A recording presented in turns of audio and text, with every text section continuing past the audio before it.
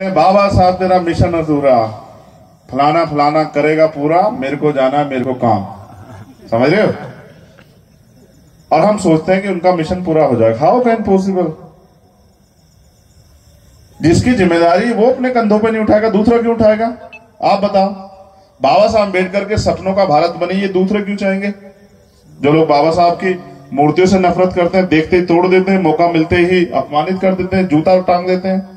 जो चलो छोड़ो बाबा साहब को, बाबा साहब है, उनकी बात क्या कर रहे हैं?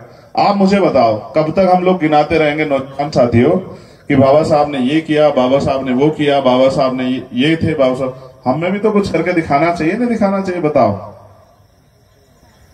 क्या हम उनको गिनाने के लिए ही हैं? हमें किस बात का गर्व होना चाहिए अपने ऊपर? हमें नहीं गर्व होना चाहिए कि हम बाबा साहब के आंदोलन को कामयाब, हमने ये करके दिखाया, बाबा साहब की वजह से हमने ये करके दिखाया। हम पे भी तो कुछ होना चाहिए ना कहने के लिए। कब तक? अच्छा, बाबा साहब 56 में चले गए और आप 23 चल रहा है, लगभग 67 साल। अब तक हम यही गिना रहे हैं ना। कितनी पीढ़ियों ने गिनाया, बाबा साहब ने ये किया, बाबा साहब ने वो किया। एक अकेले रहबर आजम जिनको